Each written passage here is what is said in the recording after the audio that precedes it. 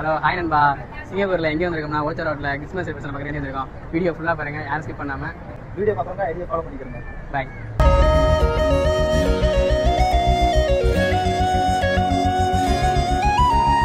கண்ணாடி பூவுக்கு வண்ணம் இல்ல, உன்கிட்ட என் காதல் சொன்னதில்ல.